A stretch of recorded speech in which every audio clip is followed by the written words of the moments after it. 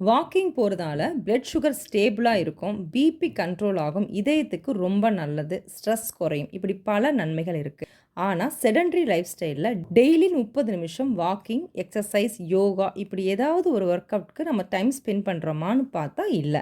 நம்மள பல பேருக்கு கம்ப்யூட்டர் பேஸ்ட் அல்லது ஒரே இடத்துல உட்காந்தோ இல்ல நின்னுட்டு செய்ற வேலையில ஈடுபடுறோம். அதனால வெரிகோஸ் வெயின், டயபெட்டிஸ், ஒபிசிட்டின்னு சொல்லப்படுற உடல் பருமன், இதய நோய் இப்படி பல நோய்கள் வர வாய்ப்புகள் அதிகம். அதுக்கு இந்த 30 நிமிஷம் வாக்கிங் மட்டும் போதுமா? அதை விட பெஸ்ட்டா ஒரு எக்ஸர்சைஸ் தெரிஞ்சா நல்லா இருக்கும்ல? ஹாய், ஹலோ, வணக்கம். டாக்டர் ஹேமா யோகா மற்றும் இயற்கை மருத்துவர்.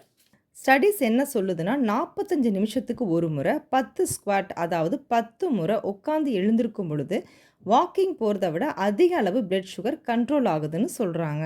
ஏன்னா உடலில் கால்களில் தான் லார்ஜ் குரூப் ஆஃப் மசில்ஸ் இருக்குது.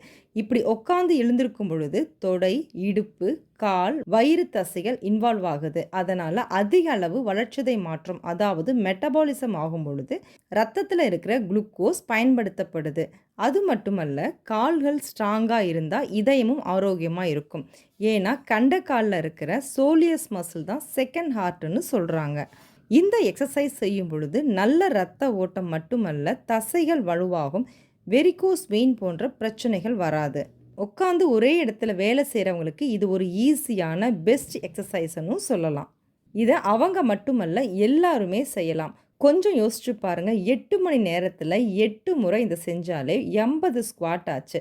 அப்போது இதனுடைய பெனிஃபிட்ஸை பற்றி நான் சொல்லவே தேவையில்லை. ஸ்குவாட் பண்ண முடியாதவங்க சேரில் உட்காந்து எழுந்திருக்கலாம்.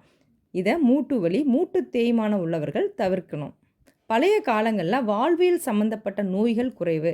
அதுக்கு காரணம் அவர்களுடைய உணவு மட்டுமல்ல, அவர்களுடைய நடைமுறை பழக்க வழக்கங்களும் தான் அப்படின்னு நான் நினைக்கிறேன். நீங்கள் என்ன நினைக்கிறீங்க?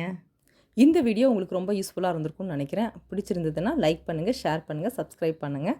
நாளைக்கு ஒரு புது வீடியோவோட உங்களை வந்து மீட் பண்ணுறேன். தேங்க்யூ, பாய்.